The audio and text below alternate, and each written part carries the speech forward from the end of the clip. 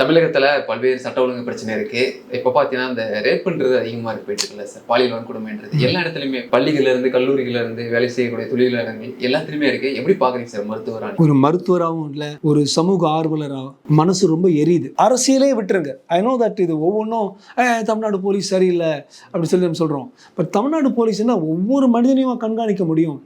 தமிழ்நாட்டில் நம்ம வந்து தலை குனிய வேண்டியது தமிழர்களாக தலை குனியணும். வருஷத்துக்கு 2020 2021 பார்க்கும்போது டோட்டல் இந்த ரேப் கேசஸ் ப்ளஸ் பாக்ஸோ கேசஸ் எல்லாம் சேர்த்து பார்த்தீங்கன்னா 4000 கேஸ் 5000 கேஸ் இருக்கு. இப்போ நீங்கள் வருஷத்தில் 2020 2021 அது மாதிரிலாம் பார்த்தீங்கன்னா வருஷத்தில் இந்த பாக்ஸோ கேசஸ் எல்லாம் சேர்த்து பார்த்தீங்கன்னா 4000 3000 வரும். 2024 அது கிட்டத்தட்ட 9000 ஆயிருக்கு. பாக்ஸோ கேஸு 5300 ஆயிருக்கு. இது வந்து திடுக்கிற ஒரு தகவலாக இருக்குது. Something is wrong in our society. ஒரு பக்கம் ஒரு ஆர்ஜி கார் கேஸ் வரும்போதோ, ஒரு நிர்பயா கேஸ் வரும்போதோ எல்லாம் எழுதி தள்ளுறாங்க.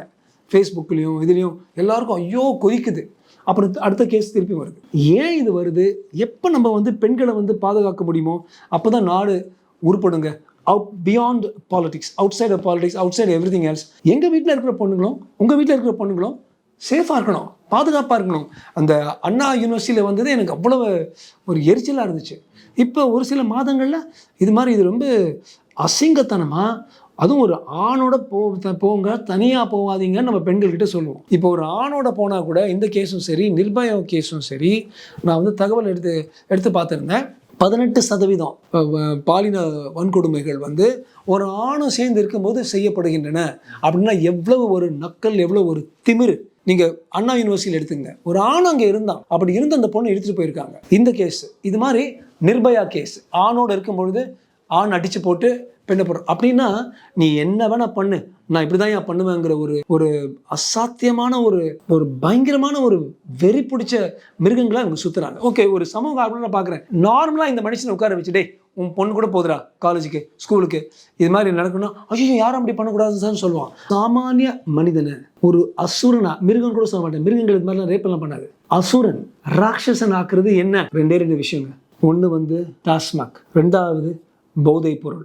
நீங்கள் பார்த்தீங்கன்னா இது வந்து ஒரு மருத்துவராக சொல்கிறேன், 80% பால்வன கொடுமைகள் கேஸில், இதே கேஸில் பார்த்தீங்கன்னா கூட அவங்க எல்லாம் தனி அடிச்சிட்டு இருந்தாங்க.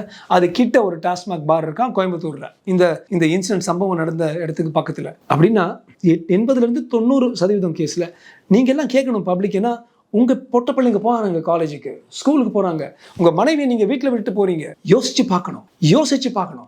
டாஸ்மாக்கு மூடுங்கடா, பாரம் மூடுங்கடா, அவங்க தண்ணி அடிச்சுட்டு மிருகங்கள் ஆகிடுவாங்கடா, அசுரங்கள் ஆகிடுவாங்கடானா, இல்லை அதெல்லாம் முடியாது, நீங்கள்லாம் பழம், டாஸ்மாக் திறந்து வச்சா தான் எங்களுக்கு வந்து ஓட்டு வரும்னு சொன்னால் அதோடு வர்ற ஒரு தீய வினை, ஒரு பக்க விளைவு தான் இது. அது நம்பர் 1. நம்பர் 2, போதை பொருட்கள். அதுவும் இப்போ தமிழ்நாடுல இந்த செமி சிந்தட்டிக் போதை பொருட்கள். தம்பி, அந்த காலத்தில் நாங்கள் சின்ன பசங்களாக இருக்கும்போது போதை பொருள் எடுத்தால் 2 நாள் காலி ஆகிடுவான், பேன் அப்படியே படுத்துட்டு இருப்பான், அவன் யாரையும் போய் ரேப் பண்ண போகிறது இல்லை. இப்போ இந்த செமி சிந்தட்டிக் ட்ரக்ஸில் வந்து அவங்களும் உங்களை மாதிரி என்ன மாதிரி நடந்துட்டு இருக்கிறாங்க. ஆனால் ஒரு மெஷின் மாதிரி வேலை செய்கிறாங்க. அதே ஒரு ஜாம்பி மாதிரி ஒரு மியூசிக் கேட்டுக்கிட்டு, அவனுக்கு வந்து ஒரு விஷயம், ஒரு பொண்ணு அப்போ வேணும்னா அந்த பொண்ணு வேணும், அவனுக்கு போதை பொருள் வேணும், மற்ற எதுவும் பார்க்க மாட்டான்.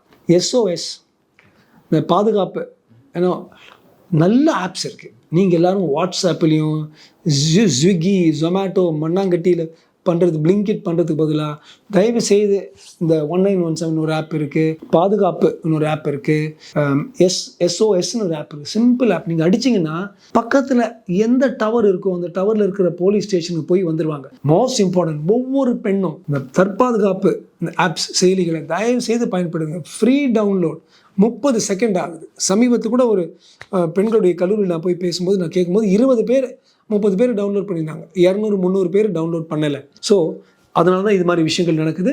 சார், இந்த மாதிரி ஹராஸ்மெண்ட்ல இன்வால்வ் ஆனவங்களுக்கு வெளியில் வரணும் அப்படின்னா உங்களோட அவேர்னஸ் என்ன சார் இருக்கும்? அதுக்கு வந்து வெரி குட் ஸ்னேகான்னு ஒரு ஹெல்ப்லைன் இருக்குது. ஐயோ எனக்கு வந்து வேணாம், நான் வந்து தற்கொலை பண்ணிக்க போகிறேன்னு சொன்னால் எப்படி இருக்குது.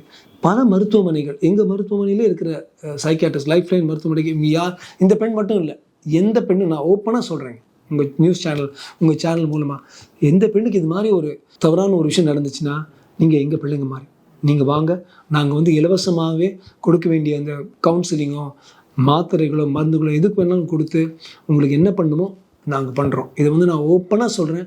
தயவுசெய்து இது வந்து எல்லார்ட்டையும் சொல்லுங்கள். பெண்களுக்கு இன்றைக்கும் மட்டும் இல்லை, என்றைக்கும் நாங்கள் இருக்கிறோம்.